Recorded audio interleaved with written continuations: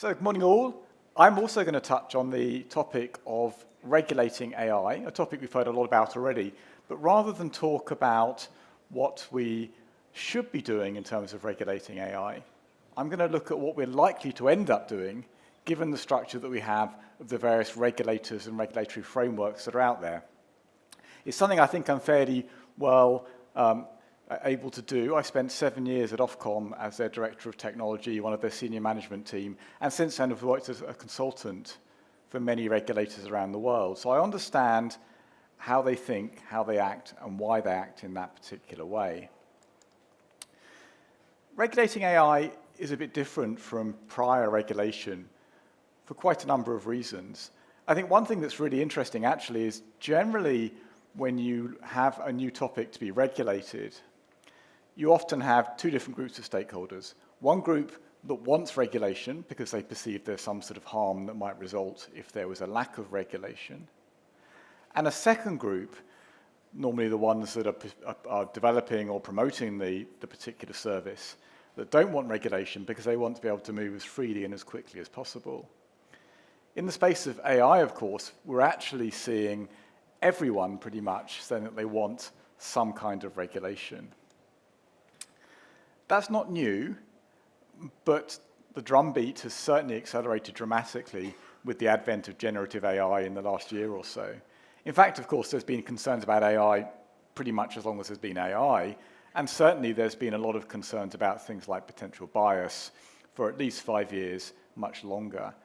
And equally, the concerns that AI might lead to some catastrophic outcome, some kind of singularity where the machines take over the world or something similar, have also been around for a long, long time, but have come much more to the fore with the advent of things like ChatGPT.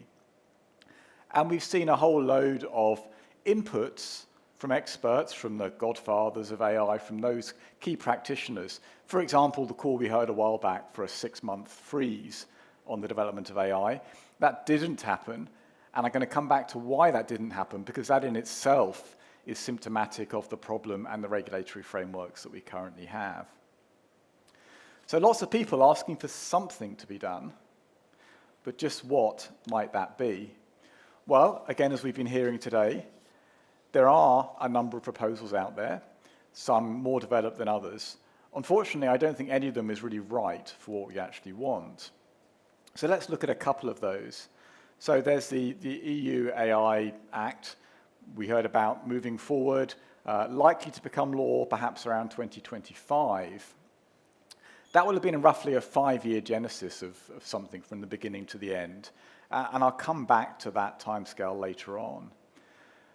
The fundamental building block of the AI Act is to separate out the use cases of AI into areas of low, medium, and high risk, essentially, and then to have different levels of scrutiny and regulation according to the level of risk. That sounds very sensible, and indeed that seemed very sensible when AI was something that you embedded into your own particular software, your own piece of clinical software or whatever it might be. But of course we're in a different world now where we have these general purpose AI systems like generative AI, like ChatGPT, and that could be used across all different areas of low risk to high risk. And suddenly this approach looks problematic. How do you regulate something like ChatGPT when you're saying, actually, I'm going to regulate it differently depending on whether it's being used by a clinician compared to whether it's being used by a consumer? How does the user change the way it's regulated if it's a general purpose model that's off the shelf? Very difficult to see how that kind of approach could apply to something that's become very general. And we've also seen the UK suggest that actually it shouldn't have a specific piece of AI regulation, but it should push the regulation of AI down to the existing individual regulators, like Ofcom, like the regulators in the clinical space and elsewhere, for them to decide what the best thing to do in their particular spaces. Again, seems sensible on the face of it, but again, it comes up at the same problem that if you have a general purpose AI system, it could be used across all those spaces.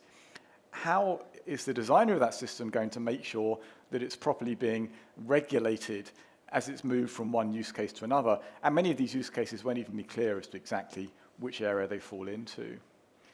So unfortunately, what we have at the moment is not really correct. And it's not because those designing these systems were not sufficiently intelligent. Far from it. It's because as they've been designing these systems, AI has changed around them faster than their ability to change the design of the regulation. That's really the fundamental problem that we're facing. So there are two key challenges, I think, for any regulator when it comes to looking at AI. And these won't be of any surprise to you. The first I've been talking about already, it's the speed of development of AI. And Lord Holmes rightly talked about the fact that other things have been changing fast too, but I think AI is changing at the moment on a quite different magnitude. So, for example, I've been involved for many years in regulating mobile comms. Many people might think of that as a fast-moving area. That changes about every 10 years, which is about how long it takes to get a new generation of mobile technology moving from 4G to 5G. So it's about a decade-long regulatory cycle for that kind of technology. This is changing in months, not years. So it is dramatically different. And regulators are attuned to working slowly, quite rightly so, because most of what they've had to regulate changes over years. And if you look at what they do, they'll carefully consider the evidence that's there. They'll commission reports and studies. They'll talk to stakeholders. They'll produce consultative reports. They'll wait for the responses to those and analyze those responses. They'll come up with a statement, and then they might move that on forward to actual legislation. And that takes years, and that has been appropriate in the past. And they do that not only because it's in their culture, it's in their way of working, but often it's enshrined in their constitution. The legal framework that sets up regulators typically requires them to be evidence-based, to be consultative, to take their time to make sure everyone is involved. It means that they can't short-circuit that. They can't suddenly say, actually, this AI stuff is really important, but we're not going to consult on it. We're just going to go straight to the nub of the issue. It would be contrary to their legal framework. They would need to have that changed in order to move that quickly. Of course, as well, there's the issue of globalization, and again, we've heard that this morning. AI systems are not relevant to one country. They are absolutely international.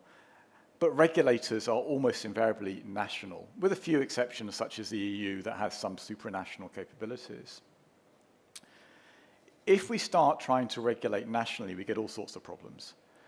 If we want to have a country that wants to have the strongest regulation, then we run the risk that those developing AI systems just say, we're not going to bother. And we heard hints of that from OpenAI in terms of the EU regulation, and a sort of a hint that they might not play in Europe if that regulation were too draconian from their point of view. If that happens, then essentially a country ends up without that tool, but of course everyone in the country will find ways to access it. It's not that hard to get to something that's based on the internet in a different country. So essentially that regulation will prove to be useless and will be circumvented. What about the opposite?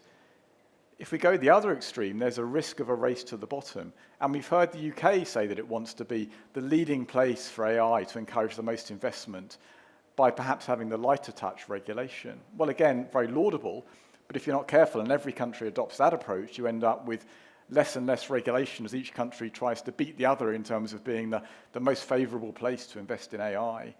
And then the developers of AI essentially say, well, we'll only work for the lightest touch regulation. We get a race to the bottom of that space. So that's also problematic. So very hard to see how you can regulate this effectively on a national basis. But equally hard to see how you get this to be done globally. There is, of course, global regulation for climate change, for example, but we've seen how cumbersome and how incredibly slow that is, and how the compromises that you need to make in order to keep everybody on board tend to make the regulation too slow, too little, too late. That's not to say you can't do it, but it clearly requires a different model to the model we've got now. And I think one thing potentially in AI's favor is you probably don't need to have every country on board. Unlike climate change, where if you miss off a few of the key players, then you're going to still end up with emissions that are very high. In the case of AI, I suspect that if you get most countries on board, then most of the major developers will follow their particular lead. A bit like GDPR, it's a European piece of regulation, but it's adopted pretty much everywhere around the world and by the major players. So it's possible to do this perhaps without every country, but you certainly need quite a lot of them. Another issue, which we've heard about already, is what sort of regulation are we looking for here? And in particular, Are we looking for something specific, something that says you cannot do this, but you can do that?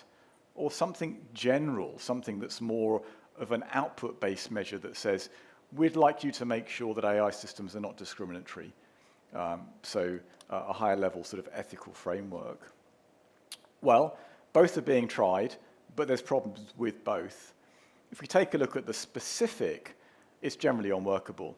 And I touched earlier on the 6-month freeze, which hasn't happened because how could it happen? How could you do it? How could you implement it? It's just crazily impossible to even think about how you'd ensure that that happened. How do you even define what it meant? What's AI? AI is embedded in almost every piece of software that's of any significance. Do we have to stop work on all software for 6 months? It's clearly not going to be plausible. And approaches such as saying, well, we'll regulate models that have got more than a certain number of neural network nodes, more than 150 billion or whatever it might be, will simply result in developers finding workarounds. They'll find ways to make use of pre-models and post-models that each separately have fewer numbers of nodes, but collectively lead to the same kind of thing. So difficult to see, at this stage at least, how you can get specific regulation right. I'm generally more of a fan of the general framework, the regulation that sets out what you're trying to achieve and encourages people to work to that level of achievement. And we have seen ethical codes for AI developers. They're fairly well formed, they're good. But the challenge, if the developers don't genuinely buy into them, is that they're almost unenforceable. It's very, very hard to show whether a developer really did do everything they could to avoid bias in their model, for example. And if you do want to enforce, typically the legal approach to it is very challenging because the burden of proof is very difficult. So that sort of thing only really works if everyone is bought in to that particular process, which can happen, but you need to make sure you've got there first. So what can we actually expect to happen given all of this? Well, if we stay with the framework that we currently have, the national regulators set up in their current way, then my prediction is that we'll get prevarication and occasional knee-jerk reactions. What do I mean by that? Well, because it's difficult to regulate AI because it's not clear what you need to do, and because the slow speed at which regulators work means that they'll start down a particular road only to discover that events have overtaken them, they'll often have to back out of that. And as a result, many of them won't do that much. They'll wait to see what's happening, they'll wait to see what others do. It's probably the most risk-averse approach, and regulators are inherently risk-averse for very good reasons. And so by and large, I think we'll see a lot of regulators not actually achieving very much for quite some time, apart from where obvious harms emerge. So where something has clearly gone wrong, some piece of misinformation has led to some very bad outcome, some particular government portal has been flooded by bots and is no longer usable, then I think we'll see quite rapid and quite quick responses to that very specific issue, because that's easier to do. It's easier to then say we've got the evidence of the harm, we know what we need to do, and it's easier to come up with a response to something very specific. So, for example, government portals are flooded by bots. You make sure that everyone who interacts with that portal has some form of unique identification that's only given out to people. There's those kind of things that can be done to address those harms. But this is a bit like having a pipe that's springing leaks all the time and putting patches on each of the leaks whenever they appear. Far better to put a proper pipe in the first place that you don't have to keep patching. And those patches are going to come off and they're going to get in the way of each other and so on. So it's really not a good outcome if we don't change things. So that's a bit gloomy. It's saying that we have a lot of issues on regulating this stuff. People want it to be regulated for all sorts of reasons, right reasons. But if we don't change what we currently do, the chances are we'll end up with pretty poor regulation if we end up with anything at all. Of course, we can do something. Regulation is a human creation. We can absolutely get this right. And to my mind, the first thing we need to do is look at this globally, or at least to have enough countries, enough major countries in there to make it stick globally, even if you don't have every country. So that means we need a global body, a global regulatory body, but it's got to look quite different from national regulatory bodies. It mustn't have the need to consult, to move slowly, to generate evidence base. It's got to be able to move really quickly. And that, to my mind, means, I think, a panel of experts that can quickly come up with ideas that everyone can buy into.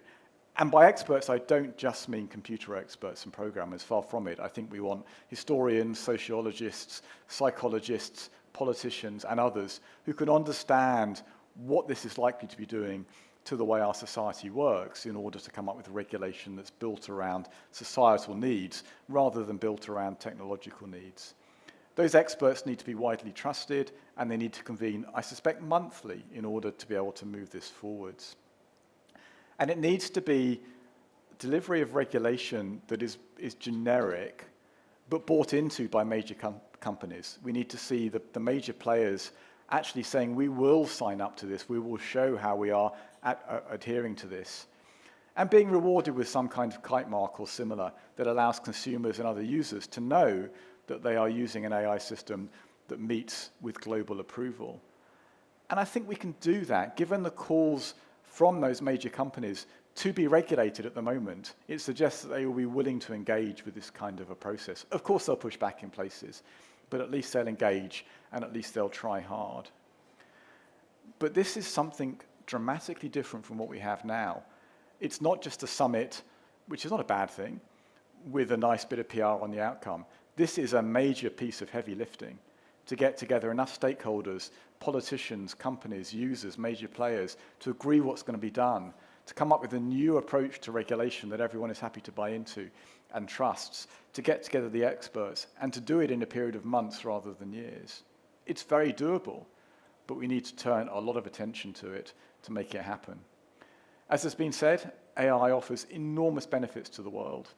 We absolutely owe it to ourselves to enable AI as quickly and efficiently as possible through the most appropriate regulation. We need to do this. We need to look at how we regulate, and we need to get it right for the future. Thank you very much.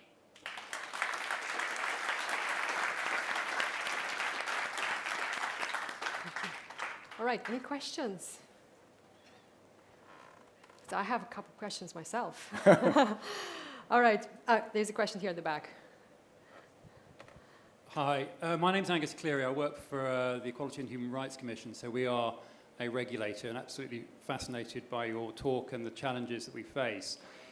Just looking ahead into what a global summit might achieve, where are do you think would be the really contentious areas, the really difficult things to agree some kind of global consensus? Yeah, no, it's a good question. And I think that the key challenge is going to be for national regulators to be prepared to give up sovereignty. They essentially need to be able to say, whatever this global regulator comes up with, we will agree to, without knowing what it's going to come up with in advance, and potentially without even having a seat on it, because if every country sits on this global regulator, it's going to be unwieldy. And I think that will be very, very difficult for many countries to take that leap of faith that they can give up their national sovereignty in this space for the greater good. And that seems to me to be where we'll need the most careful diplomacy around that area in order to make that leap of faith happen. All right, question on the right. Thank you. My name is Nicholas. I work for web3uk.com. We are in AI in medicine, and we face a lot of challenges with regulators, with IP, with you name it. Yeah. My major concern is what is the balance between good and bad regulation that we will not impact innovation? Because we've seen over-regulating will have an effect in all innovative paths. So my question is, what is the balance? How will be kept? And a second one is about national regulators. As we've seen from Web3 or blockchain regulating now in the USA, Miami and Florida have, for example, do not accept the Federal Reserve regulation. So national regulators are not really willing to give up their sovereignty at all, as we've seen, and especially in Europe, although we have a central regulator system, each country regulates on its own underneath that. So my fear is innovation will be impacted. So I would like to know your advice on where is the balance. Yeah, no, it's a good question, and I think if I if I had to characterize the challenge for a regulator in general, it is the question of balance. And we always used to joke at Ofcom that if we got the same number of complaints from both sides of the debate, then essentially we were probably about right at picking somewhere in the middle. But regulators, as I mentioned before, tend to be risk-averse entities for all the right reasons, but that's how it goes. And risk aversion tends to move you away from allowing innovation. So I think we need to make sure that whatever we set up has got a bias that pushes it back the other way, more towards allowing innovation. Not all innovation, but moving it towards an experimental case. And it feels to me that that becomes easier for a regulator if you've got enough feedback loops that allow fairly quick responses. So you can allow more innovation if you know that you can actually go back and change the regulation quite quickly if that innovation proves to be problematic. And so I think if we can build in enough speed of movement with feedback loops, we may end up with regulators that are more able to allow innovation than in the past. But it's absolutely something that will need to be front and central and possibly monitored. I argued in Ofcom that we should have an innovation czar whose only real role was to stand there and keep saying, don't forget innovation, as the regulator naturally tended towards risk aversion. So we may need something like that. And to your point on national and global and so on, I think to some degree that was what I picked up before. Yes, it's absolutely a challenge. It's not something we've really been able to succeed in fully, I mean, to some degree with climate change perhaps and so on, but we need to look at this afresh and come up with some great ideas, and probably that's for politicians and similar individuals to look at, because it's to do with governance frameworks more than it is anything else. But good questions, thank you very much. I thought there was a question here also. It's coming. Hi, Marcus Sullivan, Barclays. With a lot of bigger private players calling for regulation and stricter regulation in some cases, is there a risk of the debate getting slightly weaponized in the sense that those players will be able to compete and will be able to manage that level of regulation versus smaller players, open source, getting stifled by the level of regulation? So how do we sort of achieve a level playing field against the objectives of the UK in this space? Yeah, so you're absolutely right. And again, it's one of those fundamental challenges of regulation that by and large the existing stakeholders tend to be better weaponized. They have large regulatory teams of experts who know how to interact with these kind of regulators and similar entities. The small players don't have that resource, don't have that capability. And I think the only thing you can really do is to go above and beyond to make sure that there is a voice of the smaller players, to actually set up a smaller players forum, if you like, or similar, that allows them to have a voice, and to overweight that, because they're not going to deliver as many pages of responses to any particular consultation or whatever it might be, as the big players who can engage their teams that can draft 100-page responses. So it needs to be not about, look, there's 1,000 pages for and only 50 pages against. It needs to be much more nuanced, with an understanding that the smaller players don't have that same ability to interact. And again, that's something that regulators, if they're not careful, will drop back into old habits. So just as with innovation in a way, you sort of need someone standing there the whole time saying, don't forget those who don't really have a voice in this process. Yeah, another very good point. Thank you. Oh, this question. Yeah. Thank you for your thoughts. Looking at what's happened in climate change, we've been talking about it since the 60s. Carbonization is increasing even today. Should regulators start talking about penalties instead of the utopia of coming to a global consensus? And an example would be, Lord Holmes mentioned about IVF. Fantastic. It's brought so much change to the world, but yet we've seen gene-edited babies in parts of Asia. So should the regulators go that one step further and recognize that we just don't compromise as a global community? Sorry to be, I'm devil's advocate. No, it's a good question, and the examples you mentioned, I think, are absolutely ones that should be looked at very carefully as we think about some sort of global AI regulation. Because for all their successes, they're really failures. They've taken far too long, and their outputs are too limited. So we need to do something somewhat differently from that in order to be able to move ahead. Should we have penalties? I think we want both carrots and sticks. I think the problem with penalties in this space is, as we've seen with the sort of fines that have been handed out to the Googles and others recently of $1 billion here, $1 billion there, for those kind of companies, that's not enough money to make a really substantive change to the way they work. So I think fines probably have a less of a role in my mind than getting the carrots right. And it seems to me that if we can find a way that everybody who is buying or using an AI type system can look for some kind of a kite mark, as I mentioned, something like that they can say, this really has got the approval of global regulation. That's likely to be more of an incentive for companies to do the right thing, because that will impact their sales and probably their revenues much more than any fines. But I think we do need the backstop of fines there as well, and potentially other kinds of mechanisms as well that might be useful. I haven't really thought through to make sure that there is compliance to this.